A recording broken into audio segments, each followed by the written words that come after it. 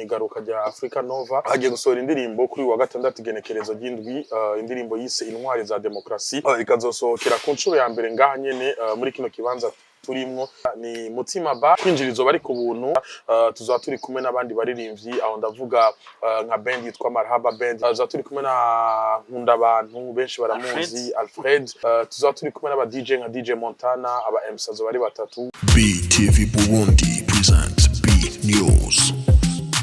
B News. B News. Ego me nkuko twabibabwiye kuva mu ntango yuko ikiganiro cacu no munsi turi kuri Mutima Bar. Mutima Bar urabona ko bakora utuntu twiza. Yitwa Salade du Chef.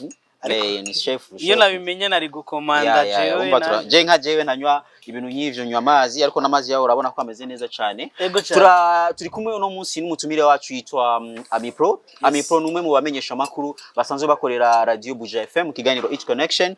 Ariko murabona ko yambaye agapira the return of Africa Nova with Intwari za Demokrasi. Ku munsi wa mbere twari ngaha muri conference de presse aho bari kwaratubwira kuvyerekeye comeback ya Africa Nova.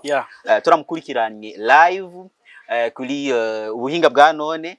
Hanyuma turi kumwe rero no munsi kuri Mutima Bar. Spox ndagusavye kugira ngo tumwakire, nabona ariko arajya na karete, bakita karete mu Kirundi na karete umurete akarete umva. Karibu sana Amipro.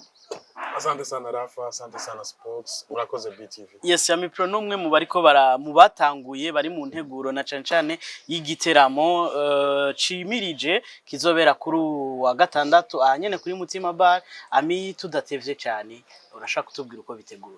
Urakoze Rafael yabivuze byose. Ni garuka rya Africa Nova.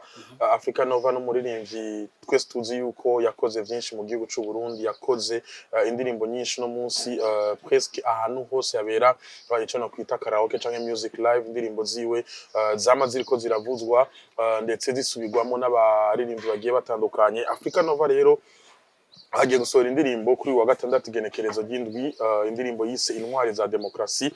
Ni audio izosohoka iri kumwe na video, ikazosohokera ku nshuro ya mbere ngaha nyene muri kino kibanza turimwo.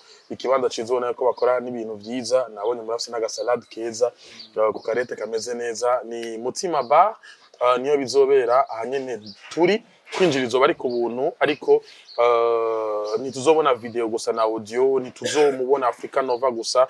Tuzaba turi kumwe n'abandi baririmbyi, aho ndavuga nka band yitwa Marhaba Band. Ni band ikomeye cyane, benshi barayizi. Ni band yitwa Shaban asanzwe ategura ico yise Marhaba Festival. Tuzaba turi kumwe na Nkunda Abantu benshi baramuzi Alfred.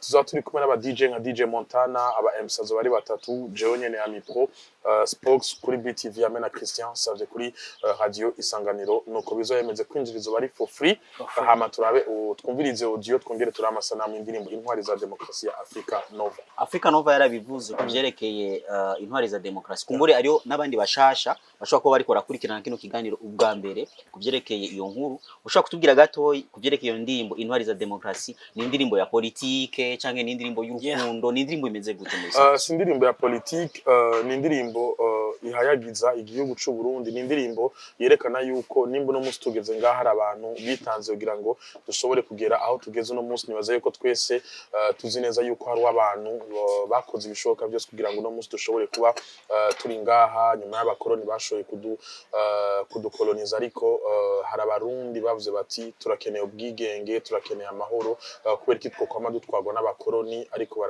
baritanga kugira ngo igihugu gishobore kugera aho kigeze no munsi. Ni indirimbo yo gushima mu majambo make. Kuri uwo munsi kumbure abantu bashaka kuvuga speciality ni yihe? Ku munsi wa conference de presse turamubonye Africa Nova ariko aravuga live. Uwo munsi nta kintu nk'ico muba mwateguye kugira ngo abazoza ngaha kuri Mutima Bar bazoshobore kumukurikirana live, kumbure ariko aravuga canke ariko arashikiriza akajambo? Nkuko byagenze muri conference de presse baramubonye live. Duhiriwe duhishije, turafise screen nini cyane hano kuri Mutima Bar. Bazosubira kandi bamubone live ndetse anaririmbe live, bamubona abantu bose bazaba bari muri kino kibanza, kuko ubuhinga bwaraje. Uno munsi turafise connection nziza idacika. Macancane ko tuzofashwa no witwa Kuke. Ego kuva muri Buja Hit. Azogira live, donc live azoyigira ari hariya muzomubona live. Azovuza live muzomubona. Batuzomubona kuri screen a partir yo ngaha. nibaza ko benshi babajije kumviriza byinshi mu bizoba kuri uwo munsi. Dutumira abantu Rafa kuza kuri uwo munsi ku munsi wa gatandatu. Kwinjira ni ku buntu, guhera isaa 12 z'umugoroba. Mufise ko hazoba hariho Marahaba Band, hazoba hariho Alfred Nkunda abantu, hamwe aba MC. Aba MC ni Ami Pro hamwe na Spox hamwe na Christian Xavier. Nibaza ko aba MC batatu kizoba ari igikorwa kitoroshe cyane. Na jewe nzoba niko ndabafatira ama micro. Jewe nzoba narose ico kiraka cyo kubafatira ama micro yiwabo kugira ngo ibintu bizogende neza cyane. Spox tumushimire cyane Ami Pro kubona yashoboye kuza ngaha. Ego cyane.